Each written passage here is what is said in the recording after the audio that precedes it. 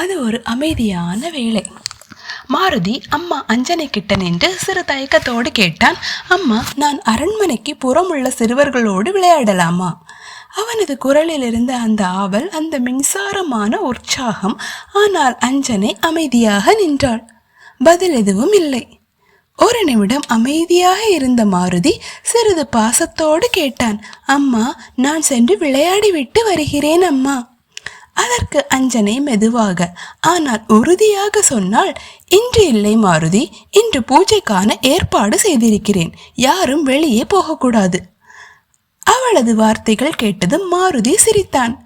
அம்மா அனுமதி தந்து விட்டாங்க, அம்மா அனுமதி தந்து விட்டாங்க என்று கூறிக்கொண்டே ஓடினான் அந்த சின்னஞ்சிறு குழந்தை. சின்னஞ்சிறு குழந்தையின் மனது எப்போதும் மகிழ்ச்சிக்கே விரும்பும் அல்லவா? அவன் சுற்றி பார்த்தான். அங்கு ஒரு லட்டு இருந்தது. அது அவனுக்கு சொன்னது போல் இருந்தது, வா, என்னை சாப்பிடு. மாருதி ஓடிப்போய் லட்டுவை கையில் எடுத்து சாப்பிட ஆரம்பித்தான். அந்த சுவையில் அவனது சிறுவயது சிரிப்பு கலந்திருந்தது. அப்பொழுது அவன் தாயிடம் கேட்டான், அம்மா, நீங்க சொன்ன மாத்திருவிழா என்றால் என்ன? அஞ்சனை மெதுவாக சொன்னாள், அது மாத்திருவிழா, மாம்பழ திருவிழா மகனே. மாம்பழம்? அம்மா, அதெல்லாம் நான் சாப்பிட்டதே இல்லையே. அதற்கு அஞ்சனை சிரித்தாள். உனக்கு எப்போது என்ன தர வேண்டும் என்று அம்மாவுக்கு நன்றாக தெரியும். விருந்தினர்கள், முனிவர்கள் அனைவரும் வந்தனர். அவர்களுக்கு மாம்பழம் பரிமாறப்பட்டது.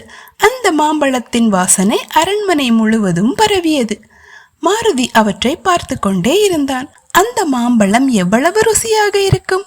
இறுதியில் ஒரே ஒரு மாம்பழம் மட்டும் மீதம் இருந்தது. அவன் அம்மாவிடம் கேட்டான், அம்மா, இதை நான் எடுத்துக்கொள்ளலாமா?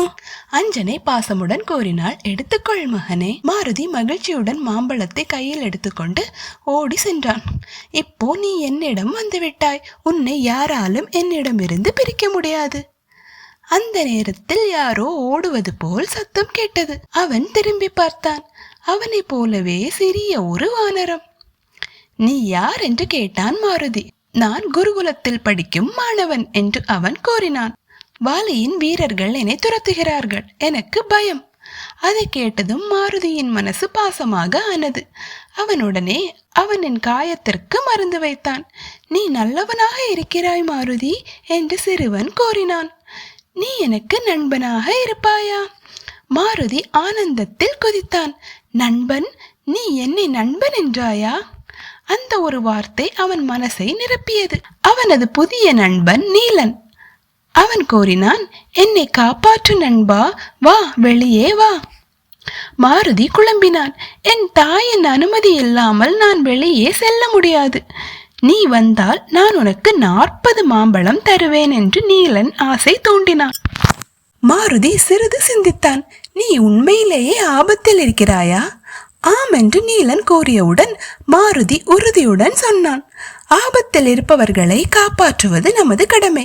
அதை என் தாய் எனக்கு சொல்லிக் கொடுத்திருக்கிறார்கள். அவனது கண்களில் ஒளி பிரகாசித்தது. அவன் தன் வாழ்க்கையில் முதல் சாகசத்தை நோக்கி நகர்ந்தான். இதுவே வெளி உலகத்தை பார்க்காத சிறு மாருதியின் முதல் பயணம்.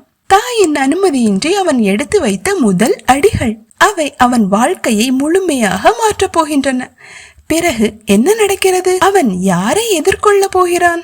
அதை காண அடுத்த எபிசோடில் பார்க்கலாம். இந்த எபிசோடு உங்களுக்கு பிடிச்சிருந்தா லைக் பண்ணுங்க, ஷேர் பண்ணுங்க, கமெண்ட் பண்ணுங்க, மறக்காம சப்ஸ்கிரைப் பண்ணுங்க.